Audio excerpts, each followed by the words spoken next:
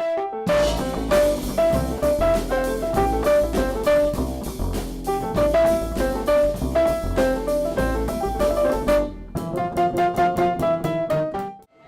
I'm Joshua Trinidad with the Jazz Odyssey at KUVO 89.3 FM.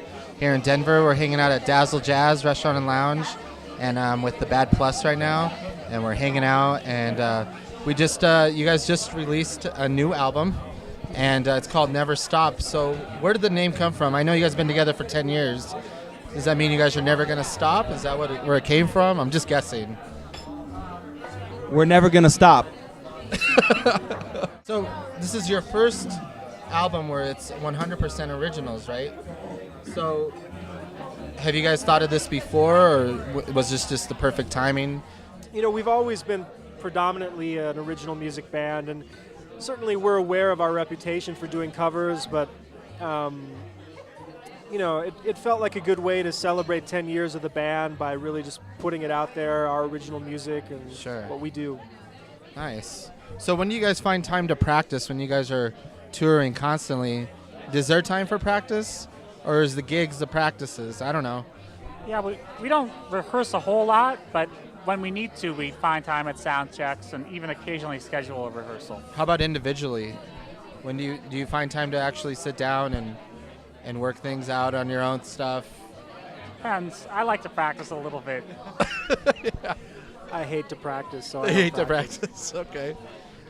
So another thing I was going to ask you, this album sounds so cinematic.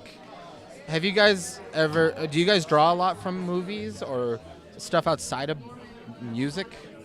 Oh, I think we do, and I think it's normal that, you know, musicians kind of look to the visual arts or you know, movies or things like that, and vice versa. I think we're influenced by film and paintings and things like that. You know? But yeah, I would say that a lot of our songs have some sort of story that we all know or can convey to each other, and it helps us kind of animate the space. Sure.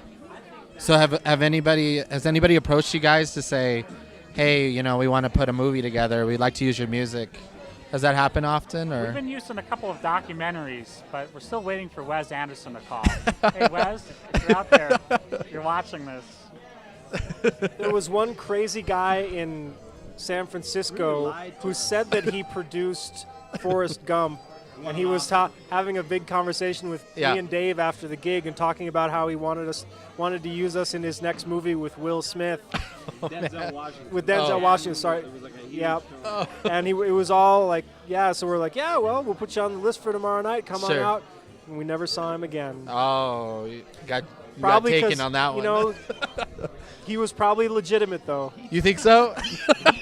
He talked it up so hard. He was like, come to L.A., put you up for 3 months. Guys, write, put you on a retainer. I mean, I was excited. This guy seemed real, too, he was man. The real deal, huh? He disappeared into the night, never to be seen again. So you guys have been together for 10 years. How have you done that with, I mean, you individually are amazing. It's so easy for somebody to say, you know, hey, you know, come on the road with me for a month or 2 months, 3 months. But collectively, how has it worked? How have you guys made it work over 10 years to not stray to those other bands that ask you, oh, you know, come with me for a few months? I don't know if that happens. I think the aura of the three of us is so ironclad as this band. Yeah. I think that a lot of time that keeps people from asking us to do, and I think that's fine. You know what I mean? I mean, we all do little things here and there. And Ethan and I have another group with the saxophonist Tim Byrne that has done a couple of European tours. Yeah. But this is a main priority of our expression. Yeah. And I think that's kind of comfortable that people kind of know us in this identity. They respect the project. They respect it, I think. Yeah, I think that's what it is. That's not to say that people would be pounding down our doors if they didn't. Yeah. But at the same time, I think there is that aura, and I think that's important, you know? Sure. I think people assume, well, I better not call him for some tour. I mean, he's in the Bad Plus. He's busy, or he has another priority. Yeah. That's kind of cool, you know. That's something we're kind of proud of, that we've made this thing, and it is our voice on many levels. That really sideman material, the three of us too. I mean, we can even do if it Herbie Hancock was like, hey, listen, To be Christian honest, McBride's sick. I'm going to put it out there. I'm really not interested. You know, Really? like, I think it's so much more important to make music with your peers. That's it. With Herbie Hancock has had his time, and he's made some of the greatest music, no doubt. But Sure. you know, I don't have any desire to play with Herbie Hancock. Yeah. It's like we do what we do. Sure. And that's what we're here to do. That's awesome. Do you guys consider your music jazz music? It's Jazzisk? we meet on a playing field of improvisers and jazz musicians for sure. But it's very important that we don't play just jazz. Right. You know, or we're not worried about jazz. Yeah. You know, I think worrying about being a jazz musician is incredibly crippling. I think. I think it is. Yeah. And I'm actually someone who's a bit of an amateur jazz historian. I love jazz. I love to think about it. And I write about it and stuff. At the same time, I look around, and so often I say, these people are worried too much about jazz. You know? So I think I can speak for all three of us. It's like, you can call us what you want. You want to call us jazz? Great. Yeah. You think we're not jazz? That's fine, too. Yeah. You know? File us where you want to. We just in do the what shelves, we do. right? Have you guys lately thought about doing any more, like doing any of like adding electronics to your sound? Because everything's real acoustic. Has any of you thought about maybe doing delay pedals or maybe Fender Rhodes or anything? No. Nothing like that? Just feel there's so much more to discover. That's how we feel, honestly, a part of a tradition of acoustic instruments. Uh-huh. I mean, this is a perfect way to say I believe we are jazz musicians of today. I think we're the modern jazz musician, which is the modern improviser informed by all the music that we've been fortunate enough to be able to check out. Sure, yeah. And I believe that from any period of jazz, it was informed by the music of the day. It's a living, evolving art form. Always progressive. Yeah, so I mean, man, I consider us as jazz as anybody. As you know, jazz what as is anybody, it? yeah, I that's mean, if true. you're going to define it by period, maybe we don't fit into the bebop, or we don't fit into the 60s torrid current of free. But I mean, we are our own thing, and we're today, and we're modern. I like that. And we're as hell. Yeah, I love it. You know what I'm talking about? No, we're not. That was They are. We're not. They are. We're not actually. No. That was a joke. We are very not.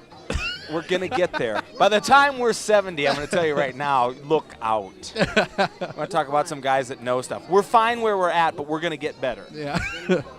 We're looking forward to you guys coming to the Telluride Jazz Festival in August. That's gonna be great.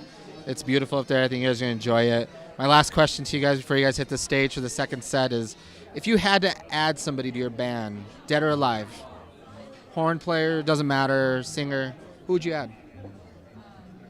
Well, you know, we have our ideal quintet. Oh, who is it? With Ornette Coleman and Cookie Monster. Cookie Monster? Because you like Sesame Street. Yeah. Well, yeah, we all like Sesame Street, but it's more important just to have someone who really loves cookies on stage. Okay. And that's sort of... playing chocolate chip cookies. Yeah. Well, you put a mic on it. Right. Exactly. Just that vocal sound. He'd be lead vocals. He'd have to dress up, though, a little bit. But 'cause he's honestly, naked. we would take just a quartet with Cookie Monster too. Oh, okay. If That'd it be came good. down to it, like Ornette or Cookie Monster, It's Cookie Cookie. Monster. It's Because Cookie all the Ornette, way. Cookie Monster, come on, man. And the supply of cookies on the road. The rider would consist of cookies. We'd have our little hummus and carrots, and then a bunch of cookies. It would say. Actually, I think it would be more fun not to have any cookies, so he'd be demanding them. Oh, he'd all be the crazy. time. It'd be So madness. Really, that would be the thing. There wouldn't be any cookies. Awesome. Look out for the Cookie Monster record. It's coming. Well, thank you guys so much for giving me some time here. Again, I'm sitting here with the Bad Plus, Reed Anderson, Ethan Iverson, and David King of the Bad Plus, and they're going to go ahead and start the second set. So thank you guys, and we look forward to the music. Thank you so much.